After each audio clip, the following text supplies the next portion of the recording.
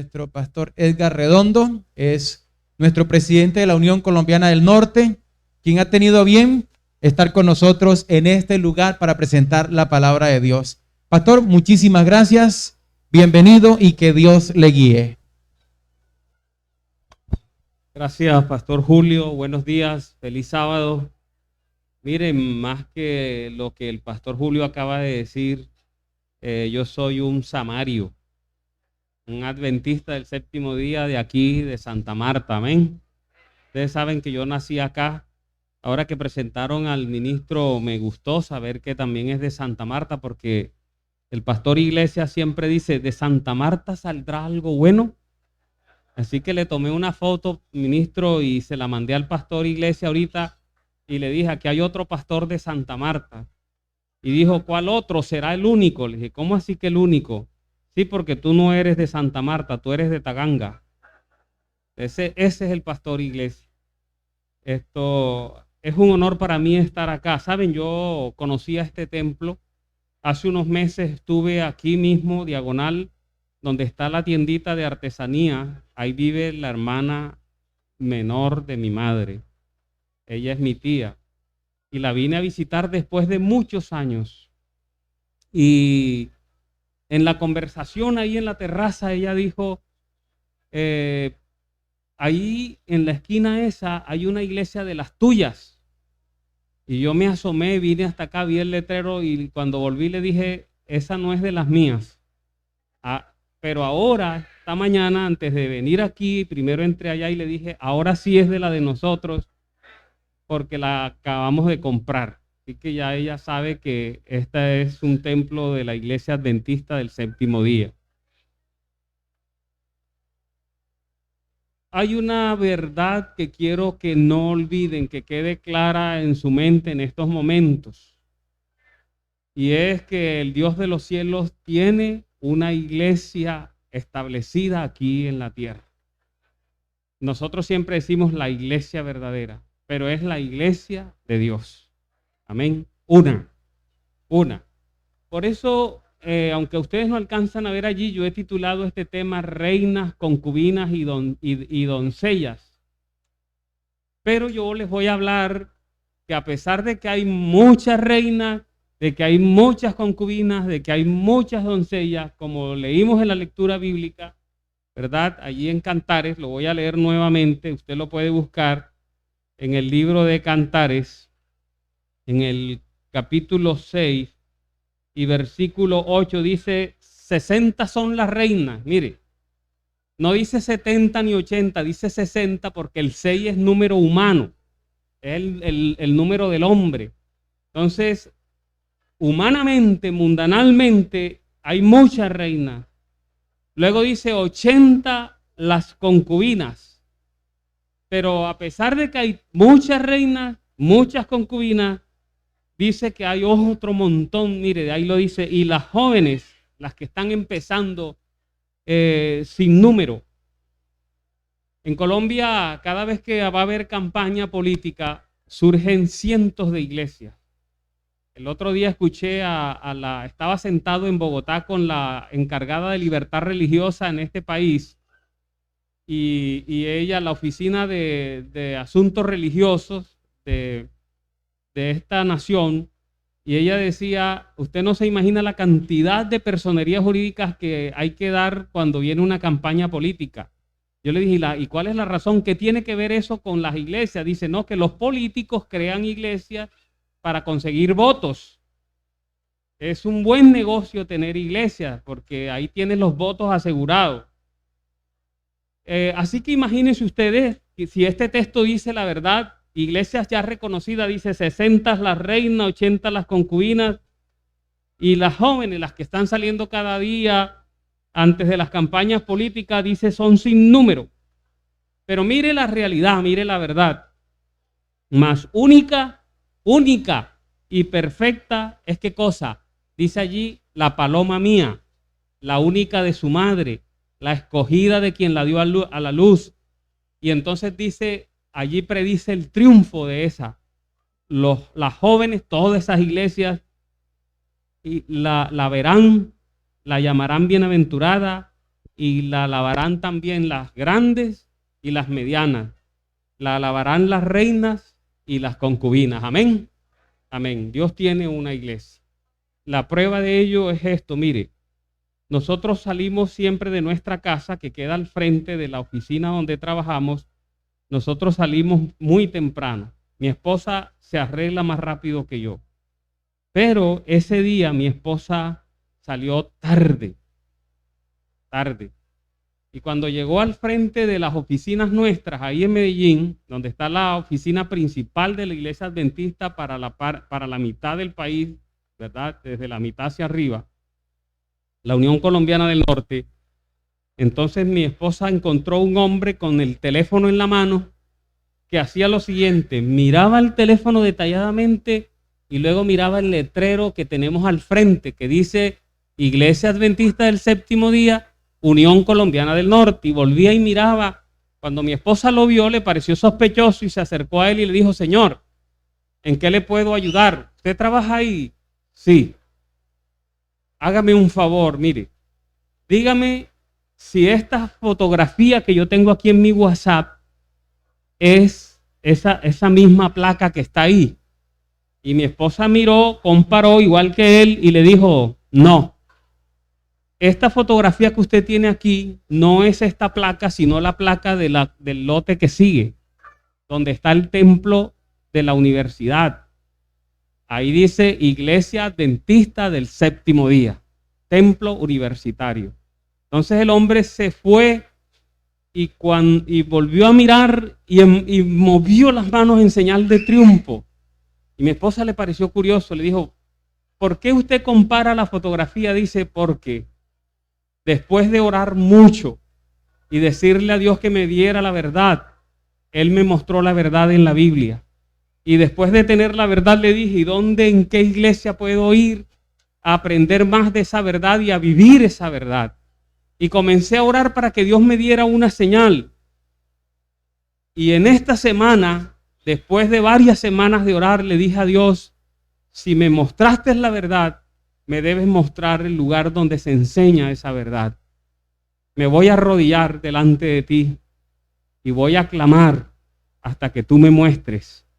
No me voy a parar de ahí hasta que no me muestres. Y entonces se arrodilló y empezó a orar de todo corazón, a orar con todo el alma, con toda su vida. Y estaba dispuesto a no pararse de ahí hasta no oír una voz del cielo que le dijera: la iglesia verdadera es tal iglesia. Pero no escuchó ninguna voz. Estaba ahí orando cuando de pronto su teléfono hizo ¡pling! Cuando entra un mensaje de WhatsApp. Y entonces eso lo distrajo, cogió el teléfono, lo miró, y cuando miró en su WhatsApp vio una fotografía con una placa que decía Templo de Iglesia Adventista del Séptimo Día, Templo Universitario. Y entonces empezó a buscar esa placa. ¿Dónde está esa placa aquí en la ciudad de Medellín? Y por eso mi esposa lo encontró esa mañana comparando la foto con la placa de la Unión. Y mi esposa le dijo: es allá al lado. Hoy ese hombre está viviendo la verdad en la iglesia adventista del Séptimo Día. Dios tiene una iglesia. Mire, eso lo dice este pasaje en Mateo 16, 18. Nos muestra, Dios tiene una iglesia. Allí expresa: y sobre esta roca edificaré. ¿Cuántas iglesias dice? ¿Y mí cuántas son? Una. Edificaré mi iglesia y las puertas del Hades, del infierno, no prevalecerán contra ella. Amén. No prevalecerán contra ella. Dios tiene una iglesia.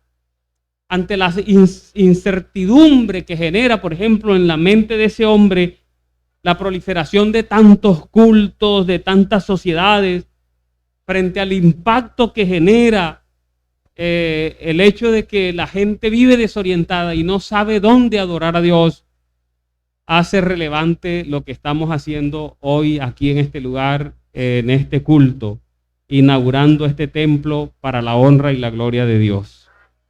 Yo deseo desarrollar un sencillo mensaje para que ustedes entiendan por qué Dios no los ubicó en otro lugar y por qué los ubicó aquí. Amén. ¿Qué tienen que hacer ustedes? Hay tantas iglesias que la gente se siente tan angustiada y tan desesperada para saber dónde adorar a Dios. Mire todo el desequilibrio que genera la cantidad de iglesias que hay. Hay iglesias que le hacen énfasis a una sola área. Algunos enfatizan los milagros. Somos la iglesia verdadera porque aquí hacemos milagros. Otras el sensacionalismo, otras el pentecostalismo, otras la glosolalia, o sea, hablar lengua. Algunas el misticismo. Saben que se está abriendo paso el misticismo de una manera impresionante aún dentro de las iglesias cristianas. Algunas iglesias están abriendo las puertas al misticismo. Es la mezcla de religiones orientales con el cristianismo, la meditación y cosas así por el estilo. Y algunas se enfatizan solo a Cristo y así una cantidad de asuntos que se mezclan con el paganismo, el espiritualismo, la brujería y aún con el satanismo. Esa es una gran realidad. El hecho de que algunas iglesias hagan gala de lo extremo, de lo extravagante, de lo sensacionalista, no garantiza que agrade a Dios. Nuestro Señor Jesucristo expresó de una manera muy clara allí en este pasaje de Mateo 7:21, hablando del tiempo que estamos viviendo más que nunca, y en aquel día muchos dirán: Señor, si en tu nombre hicimos muchos milagros y lanzamos demonios. Y Él les dirá: apartaos de mí, hacedores de maldad, no os conozco. Es impactante ese texto porque nosotros podríamos decir: pero si hacen milagros, pero si echan demonios, ¿por qué no? Dios tiene que agradarse de ellos, pero ahí dice: no les conozco. Para hacer una diferencia entre las acciones, note eso, una diferencia entre las acciones y la relación. Si se dan cuenta lo que hace el pasaje, ¿verdad? Hicimos, pero aquí dice: no se relacionaron, no les conozco. Es interesante eso. Ahí en ese libro de Cantares, el pasaje que leímos, entonces, un pasaje que nos muestra a las reinas, a las concubinas y a las doncellas. Y es interesante que este pasaje hable con ese lenguaje tan insinuante para mostrarnos lo que estaría viviendo el mundo en esta época. 60, número de humanidad, humano, son las reinas, y 80 las concubinas. Concubinas, esta palabra es fuerte, y las doncellas, irán surgiendo muchas más, son sin número. Eso lo muestra la palabra de Dios de una manera interesante. En la Biblia, en la imaginería profética, una mujer simboliza a la iglesia de Dios, al pueblo de Dios. Ustedes saben eso, los adventistas son expertos en profecía. Yo creo que nadie le gana a la iglesia adventista en la interpretación profética. Y en la Biblia aparece una mujer simbolizando a la iglesia de Dios. De hecho, dice que Cristo es el novio, ¿verdad? Que se casará algún día con la iglesia completamente, plenamente. Pero aparece en la Biblia una mujer pura para simbolizar a la iglesia verdadera, pero también aparece una mujer impura para simbolizar a la iglesia apóstata. Eso es interesante, es impactante. Yo resumí ahí en ese cuadro la simbología que aparece en la Biblia, ¿verdad? Jeremías 6:2 habla de la iglesia verdadera como una virgen, dice, una joven, una mujer llena de vida. Lo que indica que la iglesia verdadera de Dios surgiría en el mundo de una manera clara y visible después de grandes iglesias que dominarían el mundo por mucho tiempo, de mujeres más viejas, ¿verdad? Así que la mujer simboliza al pueblo de Dios de dos maneras. Una iglesia apóstata, hay una mujer mala que aparece en Apocalipsis 17, hay una iglesia pura, una mujer delicada que aparece en Apocalipsis 12. Es el sentido profético respecto a la orientación que los seres humanos necesitan para saber dónde está la verdad. Pero es interesante que en ese pasaje que acabamos de leer, al hablar de las mujeres, hace una clara distinción, ¿verdad? Muestra tres clases de mujeres: a las reinas, a las doncellas y a las concubinas. Pero es interesante que el mismo pasaje muestra que hay un solo esposo. Note, hay reinas, hay concubinas, hay doncellas, pero ¿cuántos esposos? Uno solo, un solo esposo, que es el rey, o sea, es el centro. Y también dice el pasaje que una sola es la escogida entre las reinas, en las doncellas y las concubinas. Una sola es la escogida, una sola es la engendrada, lo dice allí en Cantares 6:9.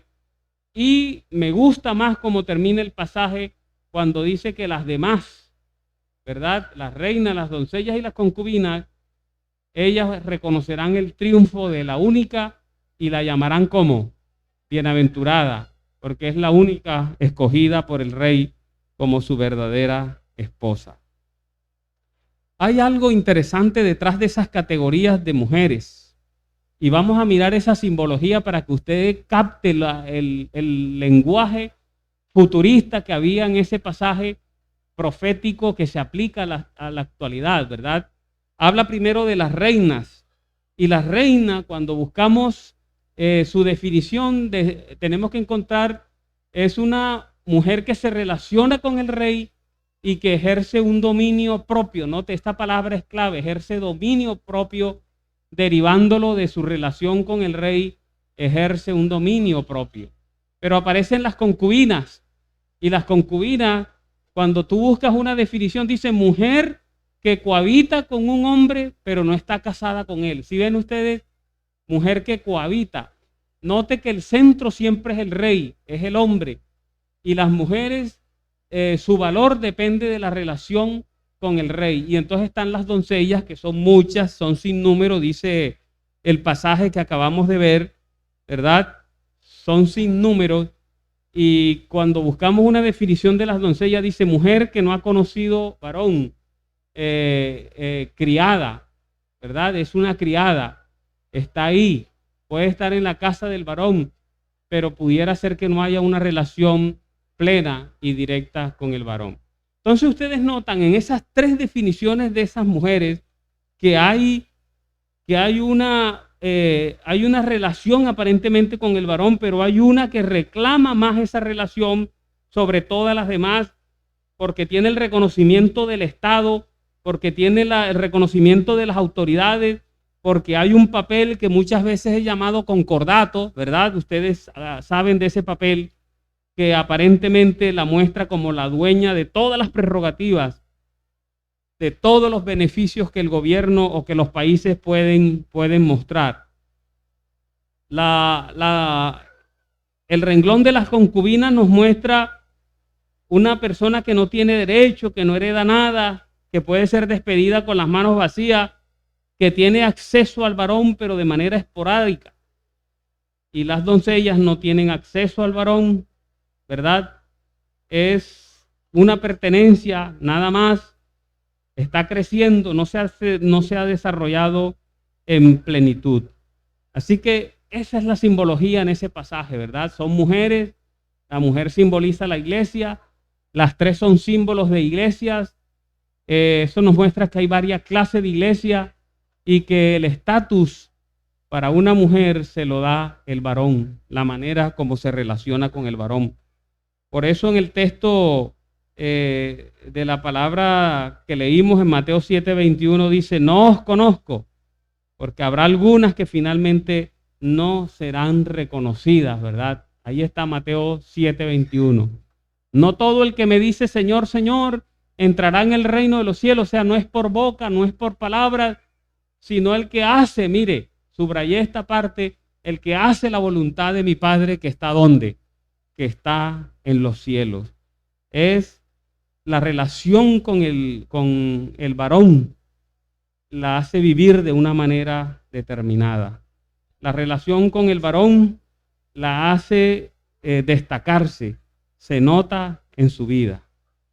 Pero hay una característica distintiva y eso es importante, ¿verdad? lo dice el pasaje. Mire lo que dice el pasaje, característica distintiva. Una sola, entre todas, es la paloma mía, la perfecta mía, la escogida.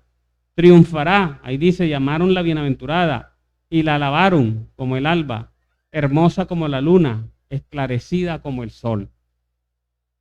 Esa mujer aparece en Apocalipsis 12, ustedes han leído el pasaje, apareció en el cielo una gran señal, una mujer vestida del sol, con la luna debajo de sus pies y sobre su cabeza una corona de 12 estrellas. Note, 12 estrellas, 12 discípulos, una mujer que al final aparecería con mucha luz, pero que sin negar su relación de donde proviene, 12 estrellas, la iglesia establecida por el Señor Jesucristo con 12 apóstoles, ¿verdad? A eso se refiere ese pasaje, un pasaje interesante. Y nosotros vamos a mostrar ahora, basados en la palabra de Dios, cuál es el rasgo básico de la iglesia que puede ser llamada verdadera. Pero antes quiero contarles algo. Acaba de terminar mi tema en la iglesia de la universidad, el templo universitario. Ustedes saben que es una iglesia de mucha gente, grande, que se reúne un sábado más de 1000 personas ahí. Y acaba de predicar y yo siempre salgo por el centro y me pongo allá para saludar a los jóvenes y a las personas, a las personas que conozco, así como al hermano Manjarré. Hermano Manjarré, Dios le bendiga grandemente. Me da gusto saber que aquí está un plantador nato, natural de iglesias, a quien Dios ha utilizado de manera poderosa. Hermano Antonio, con su esposa y bueno, cada uno de ustedes. La generación joven, Martín, ¿cómo estás? Y cada uno de ustedes. Dios les bendiga grandemente. Cuando terminé entonces de predicar, sentí un cansancio extraño, o sea, mi naturaleza cambió completamente en cuestión de segundos. Sentí que yo no podía caminar toda esa distancia desde la plataforma hasta la puerta. Sentí mucho cansancio, sentí las piernas pesadas y entonces tomé la decisión porque sentía que algo me decía, ni se te ocurra ir a la puerta. Y yo obedezco esas impresiones, siempre las he obedecido. Me niego a no obedecer esas impresiones. Entonces me fui más bien hacia el cuarto de preparación directamente. Me senté en la silla del pastor del templo, que era el pastor Durán en ese entonces, mi gran amigo. Y me eché hacia atrás y me recosté en la reja de la ventana que hay en la oficina pastoral. De pronto un brazo entró por en medio de la reja, se envolvió en mi cuello, me echó hacia atrás y me apretó contra la reja. Y lo que vino a mi mente en ese momento es, dije algo que no le gustó a alguien y me la vino a cobrar. Aquí me van a ahorcar. Entendí por qué no debía haber ido allá a la puerta. Entonces yo traté de agarrar el brazo para soltarlo de mi cuello, me estaba apretando mucho y dije, por favor, por lo menos hábleme, dígame quién es. Me dijo, es la primera vez que vengo a esta iglesia. Yo dije, claro, con razón, lo que me escuchó no lo entendió y me va a ahorcar. Y entonces la persona me dijo, lo que usted dijo allí, yo dije, ya me va a hacer el reclamo. Me llegó al corazón, ya me dio un poquito de alivio. Gracias por lo que usted dijo allí, necesitaba escucharlo. Dios me impulsó a venir a este templo. Yo vine a este templo porque Dios me impulsó y entendí que Dios quería que viniera cuando oí el mensaje que usted dijo. Y yo le quiero pedir un favor. Yo quiero que usted sea mi amigo. ¿Quiere ser mi amigo? Y yo le dije, claro, imagínese con con el cuello así como me lo tenía, yo le dije, por supuesto, amigo, y le golpeé la mano, amigo. Me dio un beso aquí en la cabeza y se fue sin que yo le pudiera ver la cara. Gracias, amigo, nos volvemos a ver.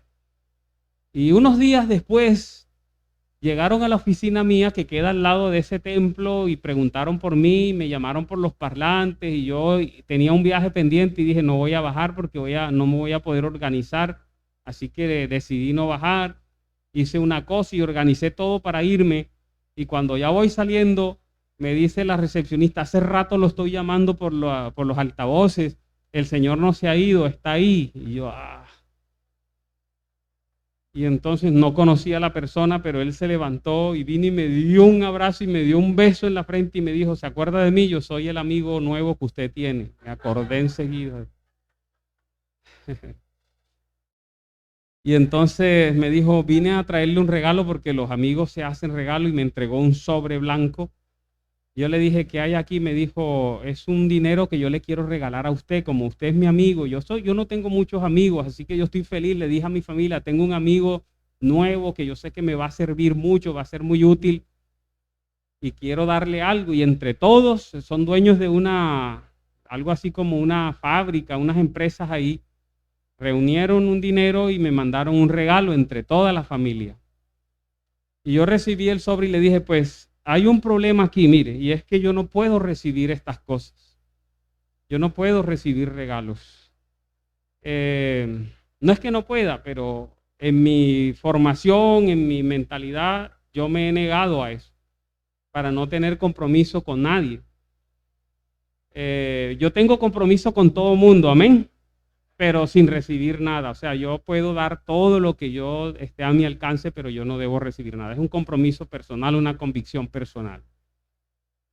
Y le dije, pero venga, y le mostré todas las oficinas, como era mi amigo, venga, le muestro aquí, le muestro allá, aquí se hace esto, aquí se hace esto, y luego de último lo llevé a la tesorería que funciona ahí, le dije, esta es la contadora de aquí de estas oficinas, aquí se lleva el control de todos los dineros, yo le voy a entregar esto que usted trae hoy, se lo voy a dar a ella, para que lo contabilice en los recursos que recibe la iglesia, porque la iglesia sí le puede recibir esto, pero yo no. Y lo entregué y ella se quedó así con el sobre, así, con la boca abierta. Y entonces la Biblia dice que a veces los hijos de las tinieblas son más astutos que los hijos de la luz. Y yo le hacía señas con los ojos que guardara ese sobre, pero ella lo tenía ahí. Y entonces él me dijo, pues la verdad, amigo, eso es un regalo de mi familia para usted. Si usted no lo recibe, yo no lo puedo dejar. Y ¡prum! Le arrebató el sobre de las manos. Y yo le hice seña. Bueno, total, yo le dije, mire, dígame la razón por la cual usted apartó ese dinero que está ahí. Yo no sabía cuánto era. Me dijo, sentí que debía traérselo a usted, pero para usted yo quiero agradarlo. Dije que la amistad no se compra, yo soy su amigo. Le voy a decir algo que usted debe entender. Mire, cuando usted apartó ese dinero con su familia, Dios de una vez apartó una bendición grande para toda su familia. Le estoy diciendo la verdad, eso es verdad. Usted entregó el sobre, esa bendición la aseguró para usted. Usted retiró el sobre, esa bendición Dios la debe retirar. Dijo, no, jamás. Si hay algo que mi familia necesita es la bendición de Dios, así que señorita, tome el sobre y dígale a Dios que derrame esas bendiciones sobre mí. Yo me fui al viaje y cuando estaba a punto de coger el medio de transporte, me acordé y llamé a la contadora, le dije, oye, de paso, ¿qué había en el sobre? Me dijo, usted puede montar una iglesia para usted, ¿sabe? Porque con 2 sobrecitos de esos que le den usted, mejor dicho. Y le dije, pero ¿cuánto hay? Me dice, hay un cheque de 40 millones de pesos. ¡Qué bendición! Esas son las maneras como Dios actúa. Yo no vi ni un solo centavo de esos 40 millones de pesos porque no lo podía recibir, aunque supiera que eran 40 menos lo hubiera recibido. Pero sí lo recibió la iglesia, amén. La iglesia lo recibió. Ayer yo estaba muy preocupado porque el pastor me había dicho hay que hacer un pago de 5 millones y no lo conseguimos y voy a llamarlos a ellos para decirles que no podemos, vamos a fallarle, qué vergüenza. Y yo le dije, estoy luchando por conseguirlos. Tranquilo, estoy luchando por conseguirlos. En la tarde estaba en una peluquería, me llamaron de Cartagena, la asociación está construyendo un comedor y necesita un apoyo nuestro. La iglesia central de Cartagena llamó, ya me llevaron una vez y me dieron un almuerzo en sábado, pero yo sabía que ese almuerzo me iba a salir caro, pastor. Y entonces me mandaron una carta pidiendo una ayuda. Y yo tenía ese peso encima, ¿qué hacer? Y después de orar, mientras la persona hacía su trabajo y orar, dije, me voy a lanzar por la gracia de Dios. Entonces ayer, en cuestión de segundos, pude conseguir 30 millones de pesos. 15 millones de pesos para la asociación, para el comedor que están haciendo en el campamento. 10 millones de pesos para la iglesia central que está haciendo una remodelación. Es uno de los templos más grandes de este país. Y los 5 millones de pesos que le hacen falta a esta iglesia. Amén. Dios los ama, hermanos. Dios los ama a ustedes. Y yo estaba hablando todo eso allí, las personas que estaban en la peluquería, yo trataba de hablar bajito, pero la gente ya paraba los oídos así, como diciendo, este señor tiene mucha plata. Claro, yo creo que cuando me veían decían, no, no tiene nada de plata. Pero estaba hablando de millones, porque cuando es con Dios se puede hablar de esas cosas. Así que miren lo que dice la Biblia, el rasgo básico de la verdadera iglesia. Mire, 1 Timoteo 3:15. Para que si tardo sepa cómo debes conducirte en la casa de Dios, o sea, cómo se debe portar la gente que forma parte de la iglesia verdadera. ¿Sí ven? Para que si tardo sepas cómo debes conducirte en la casa de Dios. Y mire lo que dice aquí, que es la iglesia del Dios viviente. Amén. ¿Y cuál es la iglesia del Dios viviente? Mire lo que dice, columna y baluarte de la verdad. El rasgo característico, lo que hace que una iglesia sea de Dios, la única, la paloma mía, la que va a ser alabada, es si esa iglesia se convierte en columna y ¿qué más? Y en baluarte de la verdad. Hay 5 verdades básicas que componen esa columna y baluarte de la verdad, y yo quiero mostrarles a continuación esas 5 columnas. Ahí está la columna que apoya la plataforma donde está la iglesia verdadera. La primera columna es esta, amén. El Dios verdadero. Ustedes saben que han surgido una cantidad de enseñanzas extrañas acerca de Dios. Algunas personas dicen Dios es todo, está en todas partes. Yo salgo a caminar todas las mañanas y hay unas personas con las que me estoy relacionando y ellos después de caminar se abrazan con los árboles y besan los árboles y le hablan a los árboles. Y entonces cuando yo les he preguntado por qué hacen eso para yo aprender, me dicen es que Dios está en esos árboles. O sea, los árboles son Dios. Dios está en esos árboles. Eso se llama panteísmo, ¿saben? Es una tergiversación del carácter de Dios, ¿verdad? Pero mire lo que dice la palabra sobre Dios, sobre el Padre. En Juan 17:3 dice, y esta es la vida eterna, que te conozcan a ti, note, el único Dios verdadero. Amén.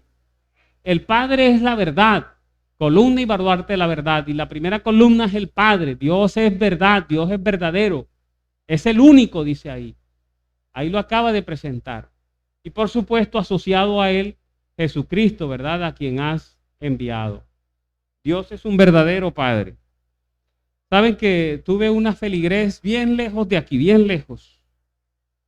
Y esa feligrés, cuando estábamos en reunión y le decíamos, ora, ella aceptaba orar, pero daba vueltas y vueltas. O sea, no era capaz de decir, Padre nuestro, que estás en los cielos. Ella se inventaba cualquier cosa, Dios grande, Dios poderoso, pero ella no podía llamar nunca Padre a Dios. Y yo observaba a esa dama, era una dama que cuando un hombre se le acercaba, ella ponía las manos así y echaba hacia atrás. Yo me le acercaba porque era secretaria de la iglesia. Y yo le decía, oye, gracias. Dame la oportunidad de mirar los libros, y ella enseguida ponía las manos así, me colocaba a la distancia. Ya yo sabía que con ella había que hablar así, a la distancia. Y yo le pregunté a la amiga de ella, la mejor amiga, ¿por qué ella es así? O sea, ¿por qué le tiene miedo a los hombres? Y ella me dijo, ¿quiere saber? Pregúntele. ¿Y cómo hago si no me deja acercarme? Ya va a ver. Entonces organizó un almuerzo en su casa y nos invitó a ella, a mí, sin decirle a ella que venían otras personas. Después que almorzamos, ella estaba toda nerviosa, almorzando con nosotros alrededor de la mesa. Se paró la dueña de la casa, se paró uno y me dejaron con ella y ella cambió de colores. Y fui claro con ella: yo soy tu pastor. Y me impacta la manera, yo veo que a veces te pones las manos aquí, tu rostro siempre está dolorido. ¿Qué te pasa a ti? En tu vida pasa algo. Y como tu pastor quiero ayudarte. Dígame. Y entonces empezó a llorar. Y me confesó que apenas cumplió 15 años, su papá la había violado, su propio padre.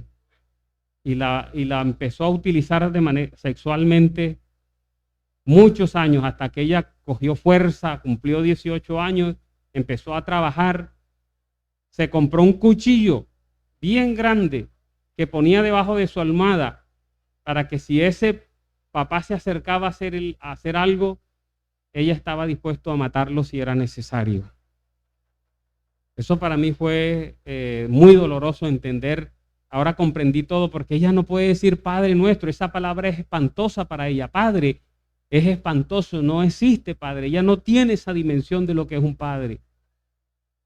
Está de más decirle que como pastor me vi en la obligación de ir a las autoridades y llevar a ese señor y entregarlo, porque estaba tratando de hacer lo mismo con la siguiente hija que tenía, ¿verdad? Que estaba a punto de cumplir 15 años. El carácter de Dios ha sido tergiversado, pero la iglesia verdadera que es columna y baluarte de la verdad, que está sobre una plataforma que es la verdad, la iglesia verdadera tiene que predicar a Dios en toda la dimensión de su carácter. ¿Quién es Dios? Un Dios amoroso, un Dios amante que fue capaz de mandar a su Hijo para morir por nosotros. Un Dios tan especial que la Biblia dice en Santiago 1:17, toda buena dádiva, note, todo buen regalo y todo don perfecto viene ¿de dónde? Desciende de lo alto. ¿De quién? Mire, ahí dice, del Padre de las luces, en el cual no hay mudanza ni sombra de variación. Amén. Yo soy papá de 4 hijas y entonces yo trato de siempre que mis hijas me perciban de la misma manera. Un papá central. No que unas veces me vean rabioso, otras veces triste. No, trato de tener siempre un mismo carácter. Y Dios espera que la iglesia muestre el carácter del Padre eterno como un Dios que no tiene mudanza, que no cambia, que nos amó, que nos ama y que nos amará hasta el final. Amén. Esa es la primera columna. La segunda columna, nuestro Señor Jesucristo. Ustedes saben que muchas de las iglesias, de las concubinas, de las doncellas, no tienen un papel claro respecto a Jesús. Y Mateo 7:21 nos muestra, dice, hicimos, ¿verdad? Y el pasaje dice, no todo el que me dice Señor, Señor, para mostrar que no es una relación que tiene que ver de palabras, sino que debe ser una relación íntegra de verdad del corazón, ¿verdad? Por eso el Señor Jesús se presenta como la verdad, como el único que salva. Uno de los errores grandes que se mueven en el mundo cristiano es la salvación a través de las obras.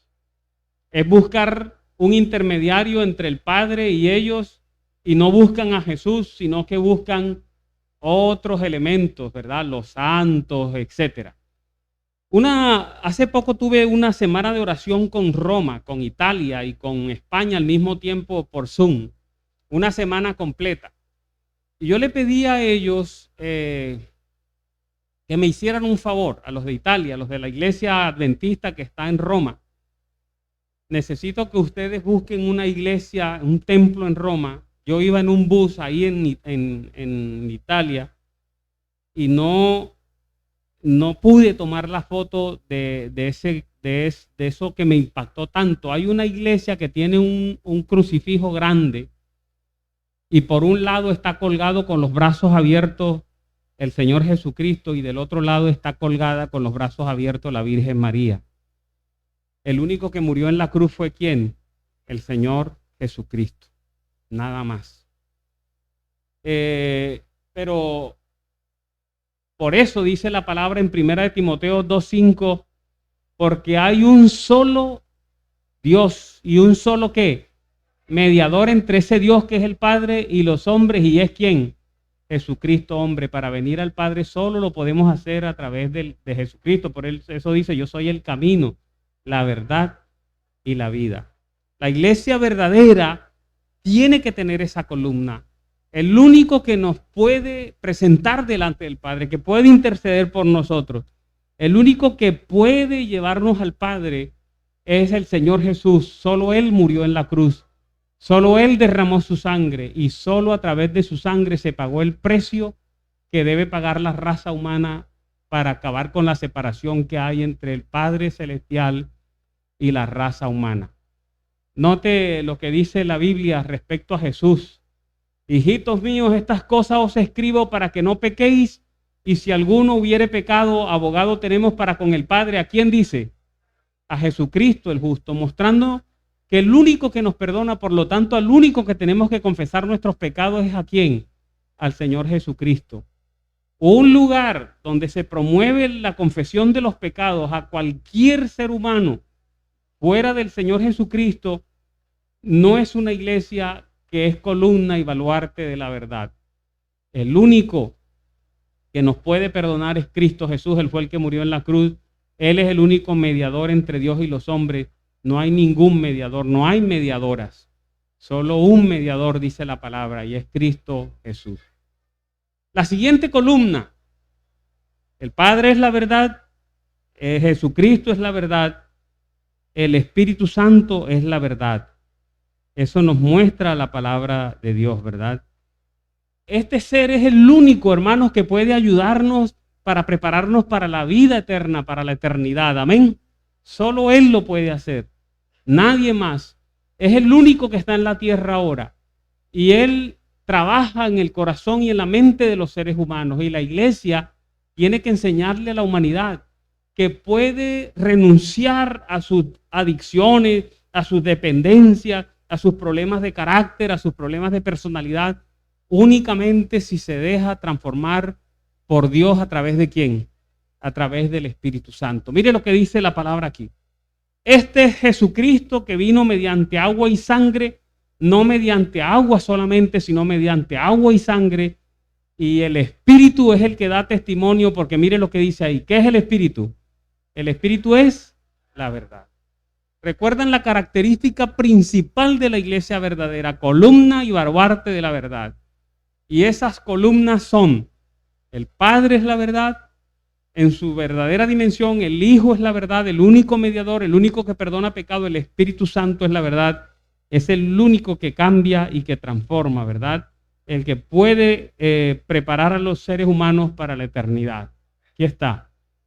El Espíritu es la verdad. La siguiente columna: la iglesia verdadera tiene que afirmarse solo en ¿qué? Las Sagradas Escrituras. Todas sus enseñanzas deben provenir de la palabra de Dios. Note lo que dice la Biblia, Juan 17:17. Santifícalos en tu verdad, pero ¿dónde está la verdad? ¿Dónde está? Tu palabra es la verdad. La palabra de Dios es la verdad. De allí debe surgir el compendio doctrinal. De allí deben surgir todas nuestras creencias. No pueden salir de ninguna otra parte. Yo he tenido la oportunidad de relacionarme con gente de diferentes entidades religiosas. Al ser representante legal de la Iglesia Adventista en Colombia, formamos parte de un grupo que defiende la libertad religiosa en este país y que tiene que sentarse con el gobierno, con nuestros gobernantes, para tratar de proteger a todos, sin importar en qué denominación está. Y nos tenemos que entender, ¿verdad?, las diferencias que hay de creencia, de doctrina, en qué se basan, dónde ponen su fundamento. Y déjeme decirle que un gran número de esas instituciones no pone su fundamento en las palabras de Dios, sino en las tradiciones, en tradiciones orales, ¿verdad? Pero la Biblia es clara, la Biblia contiene la verdad. Santifícalos en tu verdad, tu palabra es la verdad. El compendio de las 28 creencias de esta iglesia se basa en ¿qué? En la palabra de Dios. Pero hay una columna más. Aquí está la otra columna. ¿Cuál es?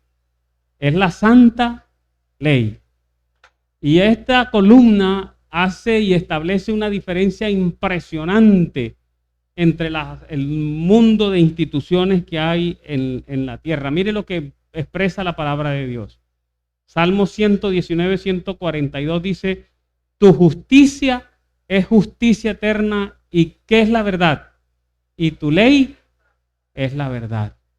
El Padre es la verdad, el Hijo es la verdad, el Espíritu Santo es la verdad, la palabra de Dios es la verdad, la ley de Dios es la verdad.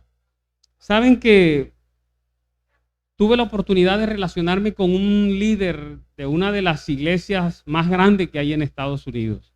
Es un gran escritor. Es una iglesia mesiánica. Esa iglesia, la base de ella son las tradiciones judías. Ellos han ido el pastor y la pastora se fueron a Israel a vivir allí, a aprender los fundamentos de la religión judía y a conocer sus escritos y sus costumbres. Y entonces ellos basan la iglesia de ellos y lo que enseñan en esos hábitos y en esas costumbres. Lo interesante de todo eso es que ellos reciben el Shabbat con velas y luces y todo eso, el Shabbat en la casa del pastor y en la casa de todos los miembros. El viernes por la tarde se reúnen para celebrar el Shabbat, para bendecir los hijos y todas esas cosas. Él le enseña a sus miembros lo siguiente, le enseña a los miembros que la prosperidad de un líder religioso o de un miembro de iglesia depende de la adhesión a la ley de Dios. Amén. Yo cuando veo todas las creencias que ellos tienen, la ley está vigente, la palabra de Dios está vigente. Cuando veo que enseñan que el sábado es vigente y que si queremos tener la bendición de Dios, debemos guardar el sábado, debemos obedecer la palabra de Dios. Entonces digo, ¿qué va a hacer Dios con el pastor Larry Hodge? ¿Qué va a hacer con él y con su esposa y con sus hijos y con los miembros de esa institución? ¿Qué va a hacer Dios? ¿Qué va a hacer? Dios tiene sus caminos y Él sabe cómo hacer las cosas, pero a mí me da gusto saber que hay ahora un sector de las iglesias evangélicas que está comenzando a mirar la verdad como la muestra la palabra de Dios. Y hemos visto la manera maravillosa como a través de los años congregaciones enteras evangélicas han venido a formar parte de la iglesia adventista del séptimo día. La ley es la verdad, ¿cierto? Como lo dice la palabra. La ley es la verdad. La ley de los 10 mandamientos, los preceptos divinos como aparecen en Éxodo capítulo 20, en Deuteronomio 5. El sabio Salomón dice algo maravilloso respecto a eso, ¿no? Él dice, el fin de todo discurso oído es este, teme a Dios y guarda sus mandamientos, los dice en Eclesiastés 12:13.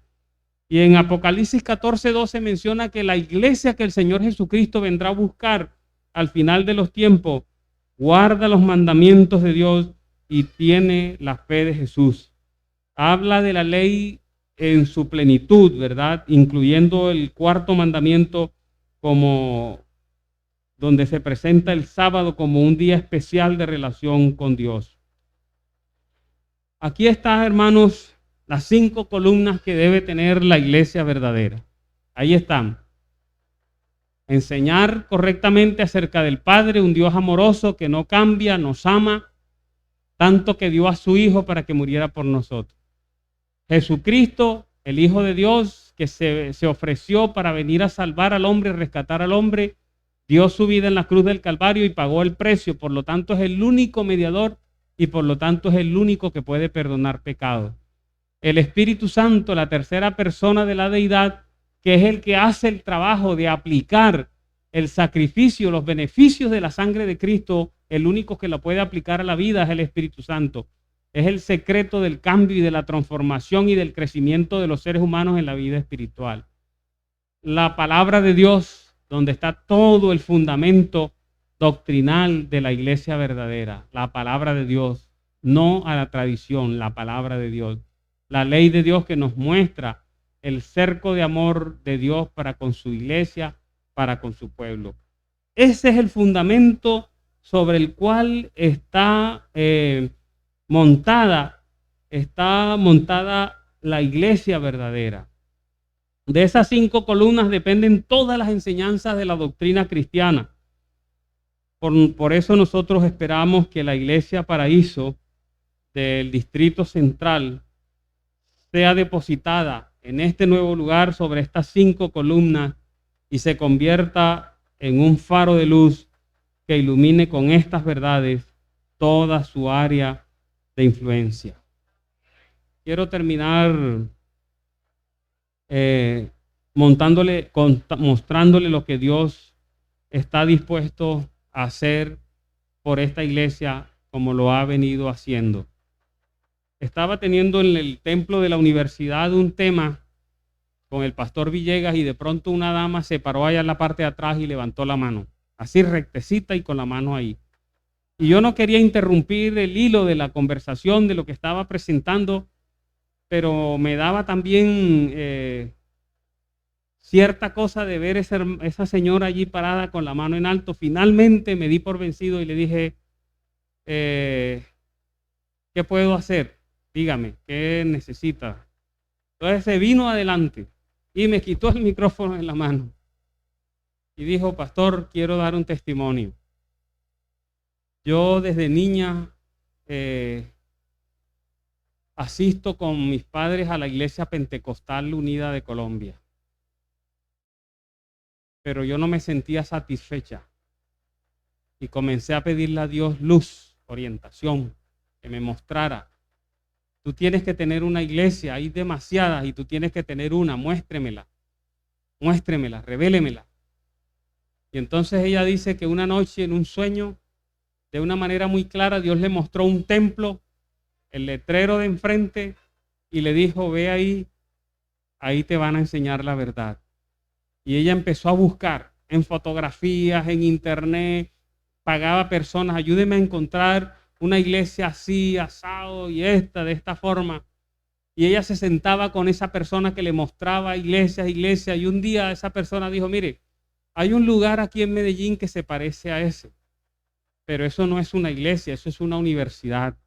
Muéstremela. Y le mostró, y le fue mostrando, ¿verdad? En el Google Maps. Y cuando pasó, hizo el pasaje por enfrente de la propiedad, ella dijo, párense ahí. Y claro, ahí estaba, Templo Adventista del Séptimo Día, Iglesia Universitaria. Iglesia Adventista del Séptimo Día, Templo Universitario. Ella dijo, esa es la propiedad que yo vi en el sueño. Y entonces ayúdeme a encontrarla, le dio la dirección. El sábado llegó al templo universitario, llegó a la puerta feliz, con ganas de gritarle a todo el mundo, Dios me mostró en un sueño la iglesia verdadera. Pero nadie la saludó, nadie la recibió, nadie le dio la mano. Sin embargo, ella entró, se sentó, escuchó el culto, cantó, se fue feliz para la casa, agradecida con Dios. Dios, gracias. Volvió el siguiente sábado, estuvo ahí igual, y el siguiente sábado y el siguiente, y llevaba 3 meses asistiendo a la iglesia feliz, emocionada con las enseñanzas. Y ese día que estábamos hablando acerca del testimonio personal y cómo a veces Dios mismo se tiene que encargar de traer la gente a la iglesia porque la iglesia no los va a buscar, ella levantó la mano para enseñarnos que Dios tuvo que buscarla a él porque nosotros no la habíamos ido a buscar. Y dice, lo más triste es que Dios me trajo, vine y tengo 3 meses de estar aquí y todavía nadie me ha preguntado, ¿usted cómo se llama? ¿Usted quién es? ¿De dónde viene? ¿En qué le podemos ayudar? ¿En qué le podemos ayudar? Y toda la iglesia agachó la cabeza, hermano. Eso estaba lleno con gente de todas las congregaciones de allí de Medellín. Agacharon la cabeza y yo les dije, lo siento mucho. Nosotros somos tan sobrados porque creemos que somos la iglesia verdadera que a veces no volteamos a mirar a nadie. pero le pido perdón delante de todos. Bienvenida a su iglesia. Y ella se puso feliz, era lo que estaba esperando todo este tiempo, que me dijeran bienvenida a su iglesia. Esta es mi iglesia ahora. Y sabe, ya estoy hablando con gente de la iglesia donde yo iba y ya me voy a traer el próximo sábado una buena cantidad de personas de allá para acá. No las quería traer para que no vivieran lo que yo estaba viviendo aquí, que nadie me decía nada, nadie me reconocía, pero si ya me aceptaron como parte de esta iglesia, los puedo traer a ellos para que los acepten como parte de esta iglesia. Esta iglesia fue establecida en este lugar para ser columna y baluarte de la verdad. Este templo está aquí hace mucho tiempo. ¿Qué hizo este templo antes por la gente de aquí alrededor? Yo no sé. Y eso no importa. Lo que importa es qué hará la iglesia de Paraíso por la comunidad aquí alrededor. Tenemos que proyectarnos a enseñarles la verdad. Ellos tienen que ver que las personas que vinieron ahora entienden qué son y qué deben hacer y que deben acercarse a cada uno de ellos. La iglesia fue colocada aquí para servirle a toda esta gente. Amén. Nosotros no nos podemos encerrar aquí. Esto sería muy bueno con aire, pero a mí me da temor cuando hay aire en los templos, porque nos encerramos, nos arranchamos y no queremos salir a ningún lado. Pero cuando hay calor, preferimos estar al frente visitando, ir allá, ir alrededor a decirle a la gente que aquí hay una iglesia nueva. Todos ellos tienen que saber, no sé qué van a hacer, un brochure para decirle, somos sus amigos, los adventistas del séptimo día, hacemos esto, de paso, eso existe, hay un documento que dice quién es la iglesia, estamos aquí para servirle, venimos a ayudar, venimos a bendecir esta comunidad. Esta iglesia tiene que salir como la iglesia a la que yo voy allá en Medellín, que es una iglesia más pequeña que esta, pero que sale periódicamente a orar en las casas, en las puertas de los hogares, a orar. Y aunque nos han dicho no entren nunca, solo oren desde afuera.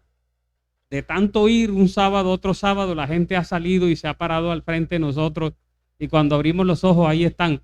¿Qué están haciendo ustedes? Orando por ustedes allá adentro. ¿Y por qué desde aquí afuera camine y ore allá adentro de mi casa? Ore por mi hijo que está enfermo, ore por mi hija que está fuera del país, ore por aquello, ore por eso. Y nos han llevado dentro. Y de esa manera mucha gente ha comenzado a venir a esa iglesia, porque saben que esa iglesia vive en función de la comunidad que está alrededor. Yo espero que ustedes entiendan eso, hermano, y que Dios les haga felices. Les regaló este templo para que ustedes sean felices, para que lo pongan bien bonito, para que lo arreglen, para que den para este templo, para que le pongan sillas cómodas, para que le pongan aire.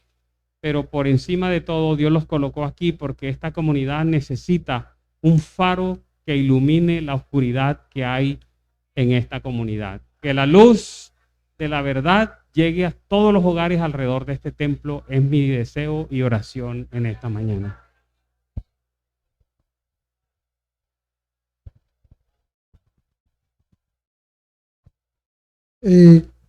Para finalizar el himno Majestad, por favor, de pie.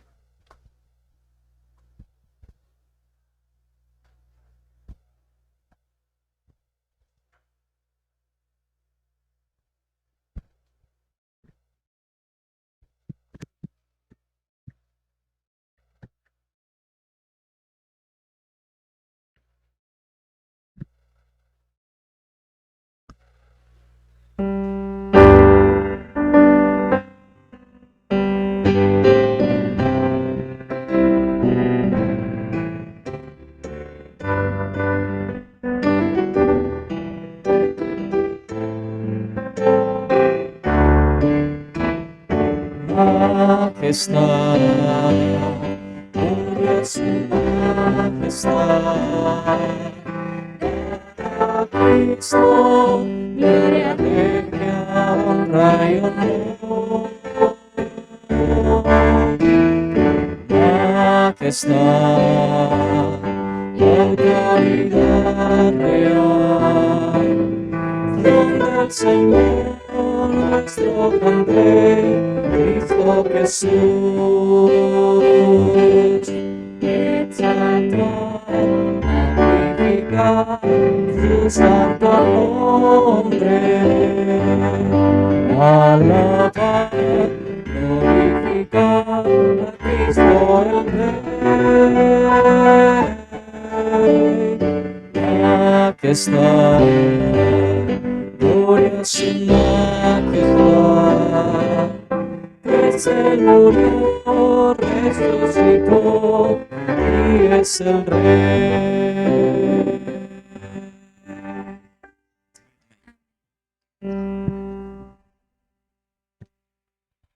Vamos a orar.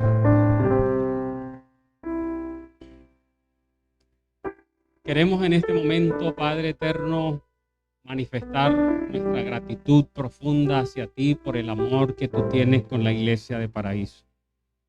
Gracias, Señor, porque después de mucho tiempo tú elegiste un lugar ya listo, preparado para que esta iglesia pudiese sentarse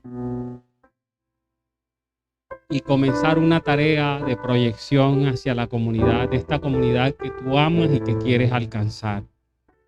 Gracias por todos los milagros que has hecho para que este día llegase a ser una realidad. Queremos de manera muy especial, Señor, poner en tus manos a los líderes de esta iglesia. Que tú los uses de manera poderosa para guiar a esta Grey y para impulsar esta Grey a iluminar esta comunidad. Oramos, Padre, para que tus ángeles comiencen a visitar los hogares alrededor de este templo, a poner sueños, anhelos en sus corazones y a mostrarle que en este lugar muchas de sus necesidades pueden ser suplidas. Pero también, Señor, que tú nos impulses a salir, a encontrar a esas personas, a hablarle de ti, a ponernos a sus órdenes, a servirle, a cuidarlos y a bendecirlos. Bendecir sus hijos, bendecir sus hogares, sus trabajos. Queremos, Padre eterno, que esta historia que comienza hoy pueda ser escrita en los libros en el cielo como una gran historia. Una historia de salvación, de redención, a través de la cual el amor del Padre, del Hijo y del Espíritu Santo pueda ser prodigado a cada una de las personas que viven en esta área. Bendice esta iglesia, Señor. Ayúdela a crecer, ayúdela a prosperar cada día y suple cada necesidad de sus miembros. Presento a todas las personas que están en este lugar delante de ti. Oro, Señor, para que tú pongas tu mano sobre ellos y les bendiga a ellos y a cada uno de sus seres queridos. Queremos poner al profe en tus manos, pedirte, Señor, que tú sanes su corazón, que tú sanes su vida, que tú nos ayudes a entenderle, a comprenderle y a ayudarle a salir adelante, a acercarse a ti y a servirte a ti. Gracias por los amigos que nos acompañan hoy. Que estos amigos, Señor, aprendan a amar esta iglesia y aprendan, Señor, a ser parte de ella. Oramos a ti en los méritos sacrosantos de nuestro buen Salvador Cristo Jesús. Amén. Amén. Tenga la bondad de sentarse.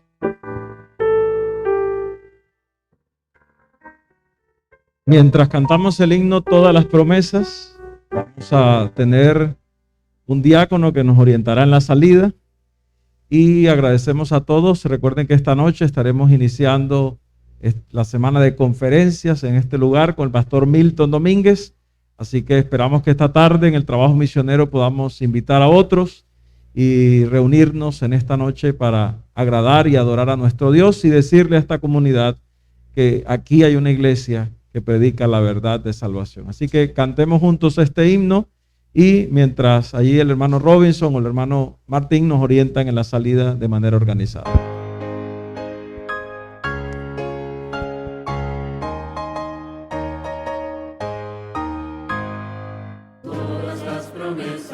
Señor Jesús, son apoyo poderoso de mi fe. Mientras luche aquí buscando yo su luz, siempre en sus promesas confiaré.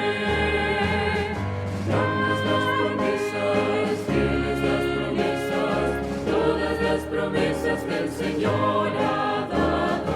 Grandes las promesas, fieles las promesas, en ellas yo por siempre confiaré. Todas sus promesas para el hombre fiel, el Señor por su palabra cumplirá. Y confiado sé que para siempre en Él, dulce paz mi vida gozará.